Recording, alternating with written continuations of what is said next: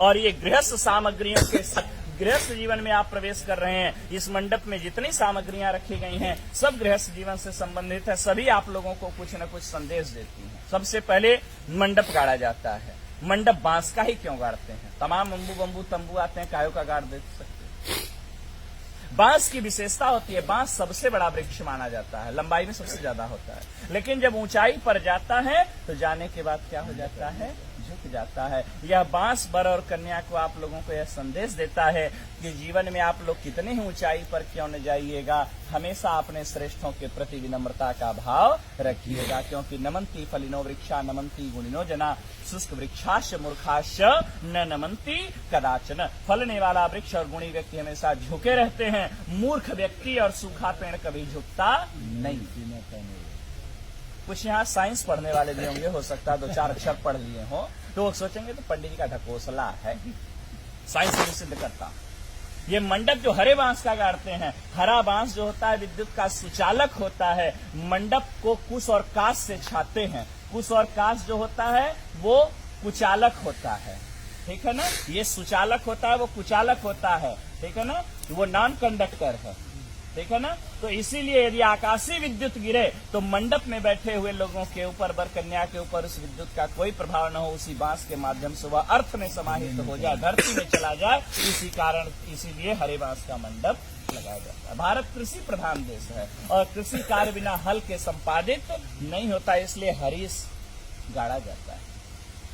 मंडप में उखली और मूसल पुत्रोत्पत्ति की क्रिया को प्रदर्शित करने के लिए रखा जाता है। सील और लोढ़ा, सील हटा दिया जाता है, लोढ़ा लगाया गया था। अभी आपने लोढ़ा बच्ची के पैर के पास से हटाया। इसका यह भाव है कि हे देवी, ये विपत्ति रूपी पहाड़ है, आपके जीवन में यदि किसी भी प्रकार की कठिनाइयां आती रहेंगी, मैं इसी प्रकार से उसको अपने हाथों से हटाता रहूंगा, मैं आपके मार्ग को प्रशस्त करता रहूंगा, आपको घबराने की आवश्यकता नहीं है। इसके बाद मंडप में रखते हैं चकरी।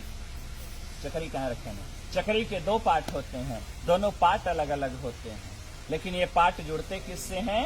एक खूंटी से जुड़ते हैं, ठीक है ना।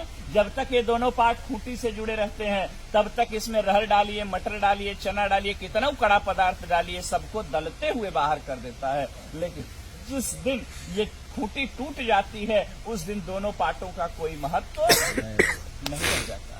यह वर और कन्या भी चकरी के 2 पार्ट के समान है, और ये वर और कन्या जो आज पति पत्नी के रूप में परिणत होने जा रहे हैं, पति पत्नी का रिश्ता जो होता है एक विश्वास का रिश्ता होता है। जब तक विश्वास है तब तक पति पत्नी का जीवन बड़ा सुंदर होता है, कितना अभाव रहे, कितना प्रभाव रहे, लेकिन जिस दिन विश्वास रूपी खूंटी पति पत्नी के बीच से टूट जाती है उसी दिन से वर और कन्या अर्थात पति और पत्नी का जीवन नारकीय हो जाता। इसी भाव को प्रदर्शित करता है यह चकरी। हाँ, सुग्गा। सुग्गा क्यों लगाते हैं मंडप में? सुग्गा मीठा बोलता है। बोले महाराज सुग्गा से भी मीठा तो कोयल बोलती है, कोयल लगा देना चाहिए था। बोले तोते की दूसरी विशेषता है, तोता मिर्चा खाता है लेकिन फिर भी मीठा बोलता है। यह संदेश आप लोगों को तोता देता है कि जीवन में आप लोगों को कोई कितना ही कटु अनुभव क्यों न कराए, कोई कितना ही कड़वा आप लोगों को क्यों न बोले, आप हमेशा प्रेम से